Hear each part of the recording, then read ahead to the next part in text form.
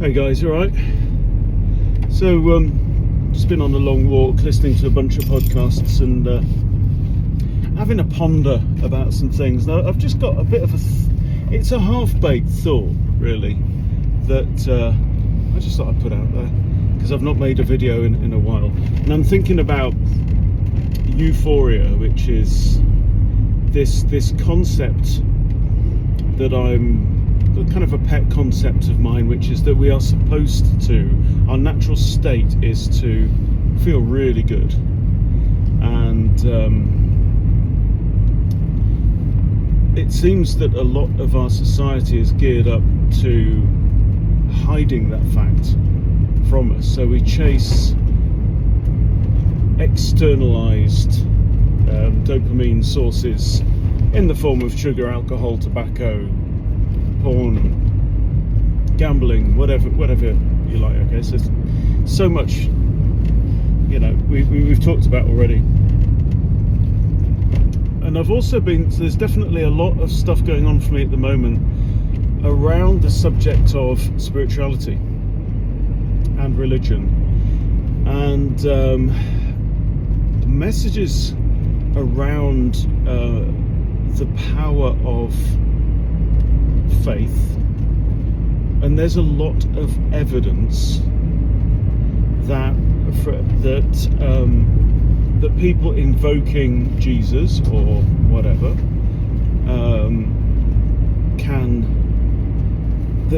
there is genuine power to that. And I've been trying to struggle with it, and the reason I've struggled with it is because there's something aesthetically that just doesn't fit for me about this idea that the key to getting right spiritually for all humans at all times depends on something that just happened a blink of an eye 2,000 years ago, where one guy was nailed to a cross and died and came back, and that action in itself has cosmic significance for all time. That just doesn't fit for me. And I used to be a Christian. I was a born-again Christian 30 years ago, 30 to 35 years ago. But there's something inelegant and unaesthetic about that idea that I've been trying to wrestle with. And so what I've been doing, and I've listened to a few little podcasts that have just given me hints and stuff like that as well, that there is knowledge, there is, let's even say, occult knowledge that has been guarded by certain elite groups throughout human history, including the church, by the way, and it relates to Youphoria, Youphoria. And let me just very briefly try and explain what that is. What I think that the Jesus story tells us is that there is it's pointing to some eternal truth that has so much power that in invoking that name can help people expel evil entities and so on and so forth. So what is it? What is that truth? And sorry, I'm getting absolutely blinded here. It's the middle of January, and I've been out walking in a t-shirt. Okay, so what is the truth? And the handle I've got on it right now is, again, coming back to the Youphoria, that your natural state, that it comes from within. The kingdom of God is within you, and that your rightness is already there and can't be taken away. But again, that our society, our culture tries to trick us into believing that it isn't, believing that you're not right as you are, believing that your salvation was come from outside, from a priesthood, by doing something, by paying money, by whatever it may be. Right? It's all related somehow. And the only way I can make sense of it at this point in time, and this is definitely work in progress, is the idea that the Christness, whatever that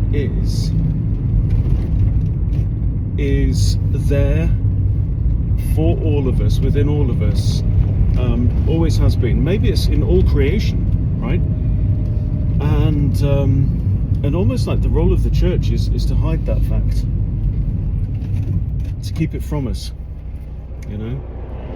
It's like the role of the national dietary guidelines is to hide the fact that, you know, just eat meat and fat and you'll be healthy because it's your natural state and it's easy. And maybe spirituality is that easy. You know, maybe getting right with the divine is that easy. That, you know, that's your natural state. We were born that way, and it's there for all of us just to believe it. And then this also spills over, of course, into the whole area of manifestation, which is an area that where, you know, I am not an adept, where you're what you believe about yourself is your reality. You don't just create it, it is your reality. It's like bing bong, it's there, right? If you believe that you know, you are a fractal of God, that God is within you. I'm not saying necessarily we are God, but there's something in that, right?